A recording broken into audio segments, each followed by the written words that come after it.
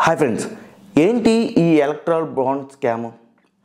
గత 2 రోజుల నుంచి ఈ ఎలక్ట్రల్ బాండ్ స్కామ్ అనేది బాగా హల్చల్ చేస్తుంది సోషల్ మీడియాలో.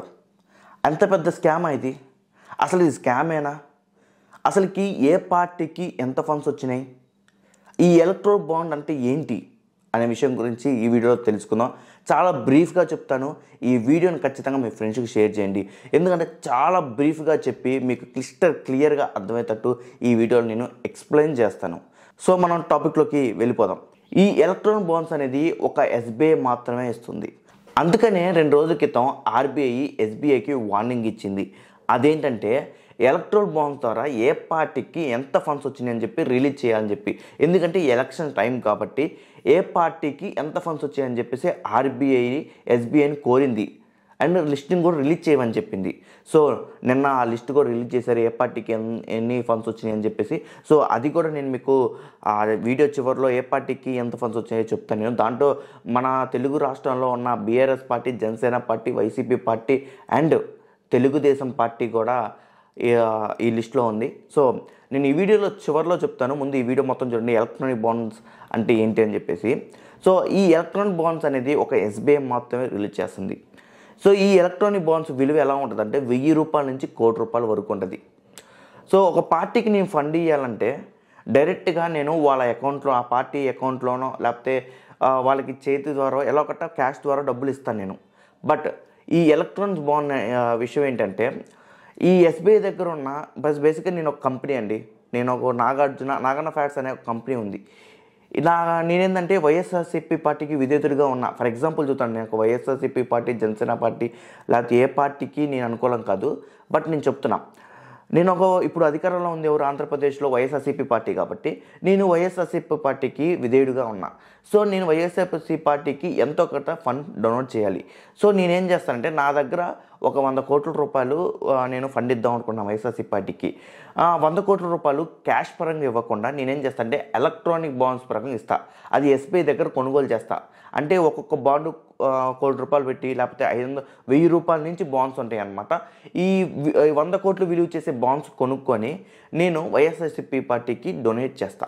సో ఇందులో మతలబ్ ఏముంది? డైరెక్ట్ క్యాష్ ఇవ్వచ్చు. అంటే నువ్వు డైరెక్ట్గా క్యాష్ కానీ మనీ కానీ ఇస్తుంటే అన్అఫిషియల్గా కాకుండా అఫిషియల్గా ఇస్తున్నావు కదా, డైరెక్ట్ క్యాష్ ఇవ్వచ్చు కదా, ఈ బాండ్సే కొనుక్కొని ఎందుకు ఇవ్వాలి అంటారు. బట్ ఇక్కడే ఒక కొసమెరుపు ఉంది.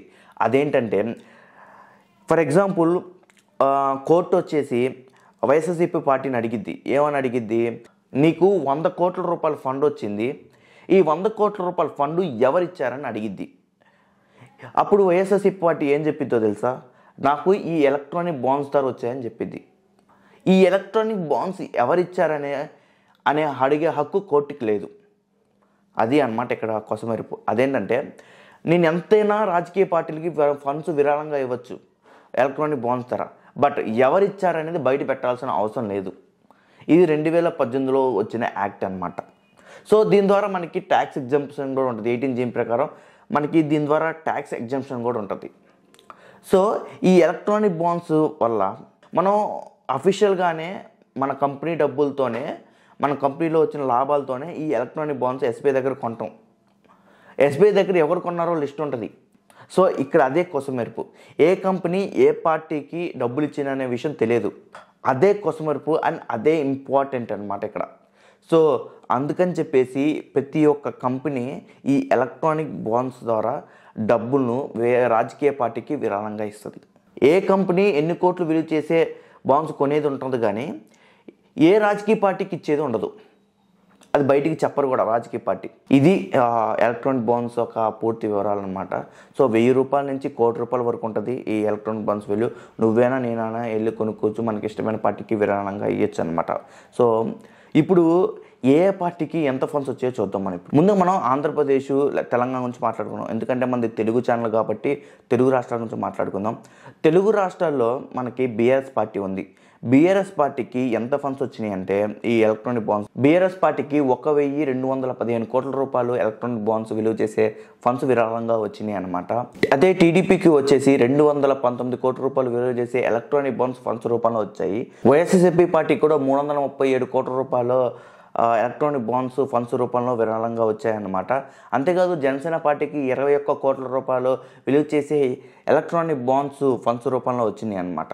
అందరికన్నా హయ్యెస్ట్ వచ్చిన పార్టీ ఏదంటే మన అందరికీ తెలుసు, ఇప్పుడు అధికారంలో ఉన్న పార్టీ ఏది నేషనల్లో భారతీయ జనతా పార్టీ. కాబట్టి దాదాపు 6,061 కోట్ల రూపాయలు ఫండ్స్ రూపంలో వచ్చినాయి అనమాట. ఈ ఎలక్ట్రానిక్ బాండ్స్ ఫండ్స్ రూపంలో వచ్చినాయి. సో తర్వాత టీఎంసీ ఉంది, తృణమూల్ కాంగ్రెస్ ఉంది, 1000 కోట్ల రూపాయలు ఫండ్స్ రూపంలో వచ్చినాయి. నేను హై కేటగిరీ నుంచి లో కేటగిరీ వరకు లిస్ట్ చదువుతాను, వాళ్ళకి ఏ పార్టీకి ఎన్ని కోట్లు వచ్చినాయి ఎలక్ట్రానిక్ బాండ్స్ రూపంలో అని చెప్పేసి. భారతీయ జనతా పార్టీకి ఈ ఎలక్ట్రానిక్ బాండ్స్ రూపంలో వచ్చిన ఫండ్స్ విరాళం ఎంతో తెలుసా? దాదాపు 6,061 కోట్లు. అదే ఆల్ ఇండియా తృణమూల్ కాంగ్రెస్కి 1,610 కోట్లు ఫండ్స్ వచ్చినాయి ఈ ఎలక్ట్రానిక్ బాండ్స్ ద్వారా. ప్రెసిడెంట్ ఆల్ ఇండియా కాంగ్రెస్ కమిటీకి 1,422 కోట్ల రూపాయలు వచ్చినాయి. అదే భారత రాష్ట్ర సమితి అంటే టీఆర్ఎస్కి ఇప్పుడు బీఆర్ఎస్ అయింది కాబట్టి దాదాపు కేసీఆర్ పార్టీకి 1,215 కోట్ల రూపాయలు వచ్చినాయి. జనతాదళకి 776 కోట్ల రూపాయలు వచ్చినాయి. డిఎంకే పార్టీకి 639 కోట్ల రూపాయలు వచ్చినాయి. అదే ఆంధ్రలోని వైఎస్ఆర్ కాంగ్రెస్ పార్టీ జగన్ పార్టీకి 337 కోట్ల రూపాయలు వచ్చినాయి. అదే ఆంధ్రలోని టీడీపీ పార్టీ చంద్రబాబు నాయుడు గారి పార్టీకి 219 కోట్ల రూపాయల ఫండ్స్ రూపంలో వచ్చినాయి ఎలక్ట్రానిక్ బాండ్స్ ద్వారా. తర్వాత శివసేన పార్టీకి 188 కోట్ల రూపాయలు వచ్చినాయి. రాష్ట్రీయ జనతాదళకి 158 కోట్ల రూపాయలు వచ్చినాయి. రాష్ట్రీయ జనతాదళ పార్టీకి 73 కోట్ల రూపాయలు ఎలక్ట్రానిక్ బాండ్స్ ద్వారా విరాళం వచ్చాయి అన్నమాట. తర్వాత ఆమ్ ఆద్మీ పార్టీకి 65 కోట్ల రూపాయలు వచ్చినాయి ఎలక్ట్రానిక్ బాండ్స్ ద్వారా. తర్వాత జనతాదళ్ సెక్యులర్కి 44 కోట్ల రూపాయలు వచ్చినాయి. నేషనల్ కాంగ్రెస్ పార్టీకి 37 కోట్ల రూపాయలు వచ్చినాయి. ఇందులో ఆంధ్రాలోని జనసేన పార్టీ పవన్ కళ్యాణ్ గారి పార్టీకి 21 కోట్ల రూపాయలు ఎలక్ట్రానిక్ బాండ్స్ ద్వారా డబ్బులు ట్రాన్స్ఫర్ అయ్యాయి అన్నమాట ఫండ్స్ రూపంలో విరాళంలో. సో మెయిన్గా చెప్పాలి అంటే అఫీషియల్గా ఇచ్చే ఫండ్స్ని ఈ ఎలక్ట్రానిక్ బాండ్స్ రూపంలో కంపెనీలు ఏ పార్టీకి ఇచ్చాయో తెలియకూడదని చెప్పేసి ఈ ఎలక్ట్రానిక్ బాండ్స్ ద్వారా పార్టీలకి ఫండ్స్ విరాళం ఇస్తారన్నమాట. దీనికి ట్యాక్స్ ఎగ్జంప్షన్ కూడా ఉంటుంది. సో ఈ వీడియో మీకు అర్థమైందని నేను అనుకుంటున్నాను. ఈ వీడియో అర్థం కాకపోతే ఒకసారి మళ్ళీ వీడియో చూడండి, మీకు క్లియర్గా అర్థమైతే. నేనైతే అర్థమవుతాడు చెప్పాను నేనైతే అనుకుంటున్నాను. సో ఈ వీడియో మీకు నచ్చితే మీ ఫ్రెండ్స్కి షేర్ చేయండి ఖచ్చితంగా. ఇది మంచి ఇన్ఫర్మేషన్ మీరు అనుకుంటే. సో ఈ వీడియో మీకు నచ్చితే లైక్ చేయండి, షేర్ చేయండి, సబ్స్క్రైబ్ చేయండి. నాగార్జున దేవతటి signing off from Nagarjuna facts.